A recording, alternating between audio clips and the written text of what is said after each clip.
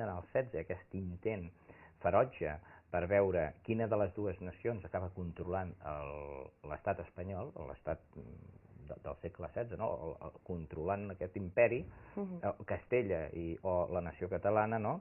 La nació catalana entesa en la percepció del segle XVI, no? Amb tots els regnes, València, Mallorca, Sicília, Nàpols, amb tot Aragó, amb tota la concepció de nació catalana, doncs encara és més normal que si un produeix i l'altre es vol apropiar, doncs vagi fent tota aquesta censura que trobem aplicada en la literatura, en la història, en la medicina, en la cosmografia, és bastant general, no? I a més està molt regulada i es pot estudiar amb molta tranquil·litat, no cal ser un especialista, perquè jo m'he especialitzat en això, però tu mateix un dia pots agafar una història de la censura i veuràs les lleis que et diuen això sí, això no, aquest llibre fora, aquí li canviem el nom, a l'altre li canviem el peu d'impremta.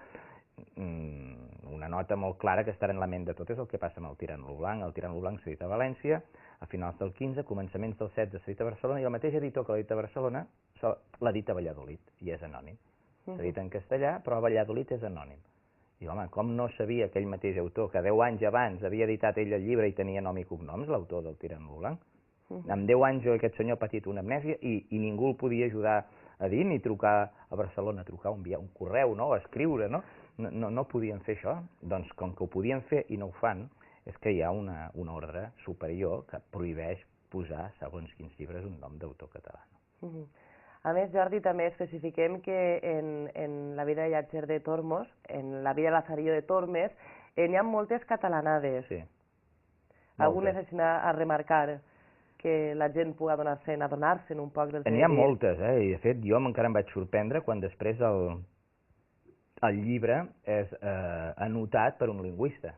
Hi ha la meva introducció, hi ha la seva, i després hi ha les notes que van especificant cosetes de la novel·leta, no? Un cop traduïdes a llengua catalana. I jo vaig dir, ostres, això m'havia passat per alt. Però el senyor Francisco Calero, que és el primer que atorgava l'autoria de Lazarillo de Tormes a Joan Lluís Vives, ja en donava unes quantes. Per exemple, Todos cinco, iban todos cinco, o todos tres, no sé, així, aquest tots cinc i tots tres. Aquest és una cosa molt directa. I n'hi ha algunes que costa una mica més, com per exemple, diu que després d'una llarga travessia que Llàtzer ha anat des del no-res a tenir un ofici reial, i això ho pot fer tothom que amb força i voluntat supera tots els esculls hasta salir a buen puerto. Dius, home, no, salir a buen puerto no, serà llegar a buen puerto, no? D'on prové l'error? L'error prové si sabem que en un text original català que ha desaparegut, la paraula era la de l'argot nàutic del moment, que era sorgir a port, no? O sorgir a bon port, que vol dir arribar a lloc. De sorgir, en català vol dir arribar, però en castellà el traductor s'hauria d'haver confós, i de surgir, salieron. Però aquest error el que fa és tot el concepte, derroca tot el concepte, perquè tu no sales a buen puerto, llegues, no?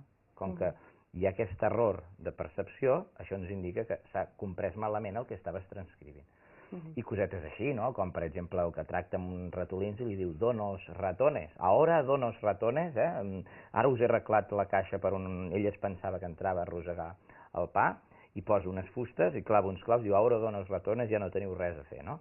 I diu donos ratones, doncs sí, tracte aristocràtic del don, però com que has de tractar amb un ratolí amb un tractament aristocràtic, no? És grotesc, i la novel·la intenta ser molt real i versemblant, no?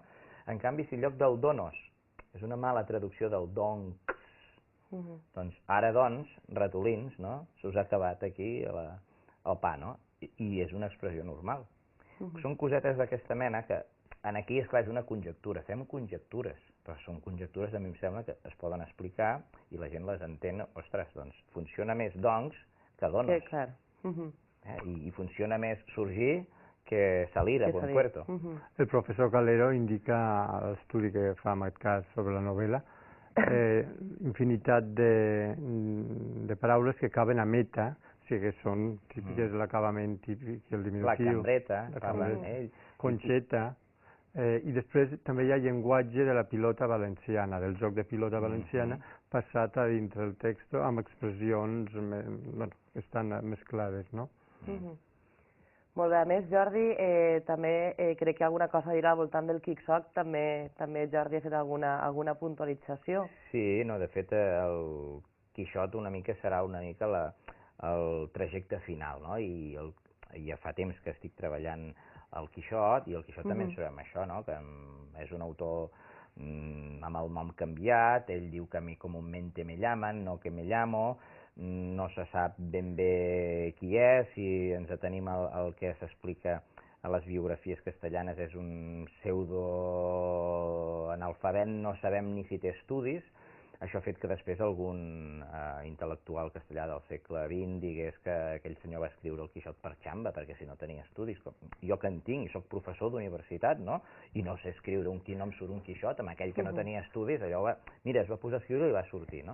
En canvi, sí que si és un autor valencià d'una família molt determinada, sí que és un noble, amb familiars notaris, cònsols, ambaixadors, no? Gent, escriptors, polítics, sí que se diu molt més en aquesta família. I a més també el Quixot també ens diu que a través d'un artilugi, d'una argució literària, ens diu que ell va trobar uns papers a Toledo i que en àrab i els va fer traduir. I d'aquesta traducció és aquesta novel·la, que no és meva, jo no sóc el pare, diu jo soy el padrastro. O sigui que me l'han traduït. Està dient d'una manera molt subtil, però t'ho està dient, la novel·la era meva, me l'han traduït i ara jo ja no sóc el pare, sóc el padrastre. I efectivament, si la novel·la havia estat escrita en català, arriba en castellà, això sí que tindria sentit. Aleshores, això del Quixot és els resultats, jo penso que els veurem si tinc salut i força d'aquí uns quants anys. En canvi, el Lazarillo de Tormes era molt més fàcil perquè només és un llibretó. O sigui, l'únic que has de fer és centrar l'atenció en un llibretó i no en la vida d'un mega escriptor que hi ha centenars de biografies i després la seva obra també és monumental. Molt bé, doncs nosaltres centrem l'atenció en aquesta presentació, aquesta vesprada. Recordem, el Casal Jaume I serà a les 8 de la vesprada al Saló de Conferències. Moltíssimes gràcies, Jordi, Josep Maria, per haver-nos acompanyat al Magadia. Gràcies a vosaltres.